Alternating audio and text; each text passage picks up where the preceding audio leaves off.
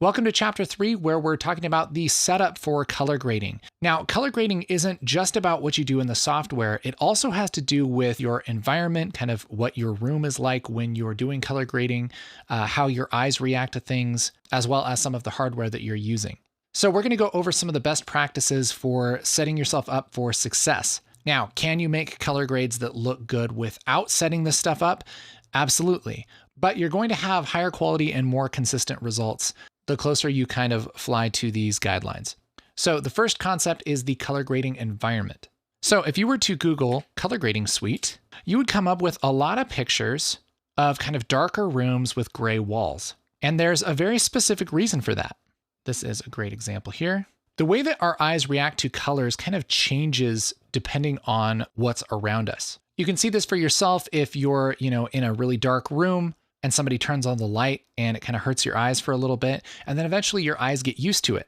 That's because your eyes are always adapting for the colors and the brightnesses and everything that are around us. So the big idea behind setting up a room designed for color grading is you want to make it easy for your eyes to see the image that you're working on in the most neutral way possible. For instance, if you had a really, really bright room and you're working on an image, you might make the image a little bit brighter to kind of compete with the light that's falling on the monitor. Same thing as if you have a pitch dark room, you might make your image really, really dark because in comparison to everything around you, it looks bright. This happens with brightnesses, but it also happens with colors. Our eyes are always adjusting to different colors of light. That's why you can set the wrong white balance in a camera and an outside shot might look blue, whereas your eyes, everything always looks just about right. Our eyes can adapt almost instantly to different colors, and a camera really can't. So what we really want to do is set up most of the things that we see in a room to be the right brightness and the right color cast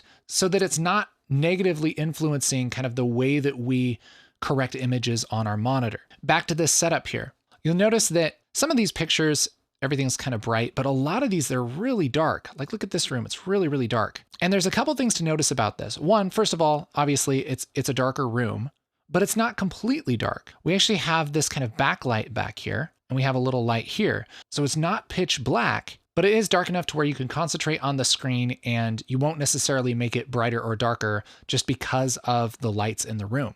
And the idea here really is just to make this on the darker side, but still have that ambient light. There are different measurements of brightness and everything that people can get really nerdy about when it comes to how bright or dark your surrounding lights should be. But if you get it where the brightness on your monitor isn't hurting your eyes and you aren't really squinting or struggling to see your monitor, you're probably in a pretty good place. There's also a reason all of these walls are gray, because remember, if we had something like a sort of off-white, kind of yellowish white wall, our eyes are going to kind of get used to that, and anything that looks actual white on the screen is going to look a little bit blue, and we don't want our surroundings affecting the way that we look at our image. So all these walls are ideally a perfect neutral gray. Specifically, this gray, 18% gray. This in the photography world is what they call just about as neutral as it gets. This is the middle exposure and there's no color casts or anything like that. So this is really the best thing to compare your images to.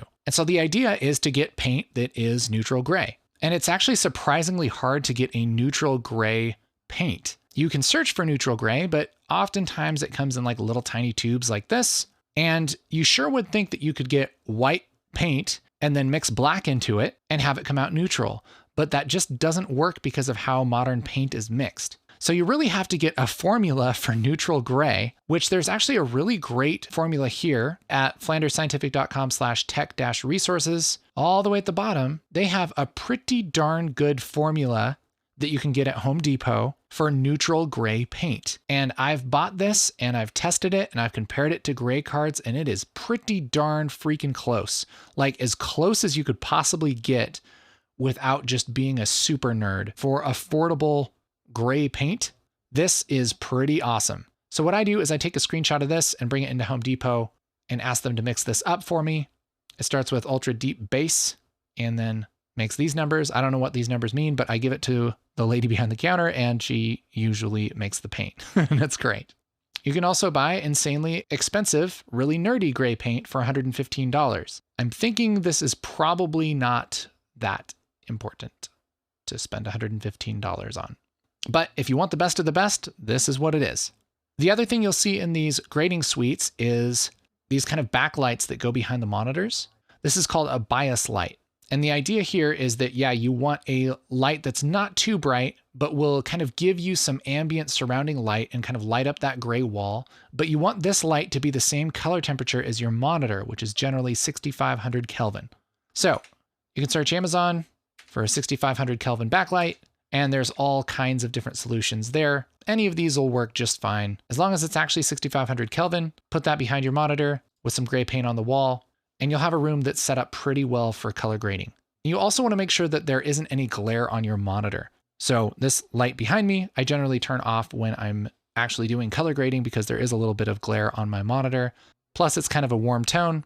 I want to make sure that any light that I do have is 6,500 Kelvin because it matches the color temperature of a computer monitor. Didn't think we'd get that nerdy that quickly, did ya? Well, we're just getting started.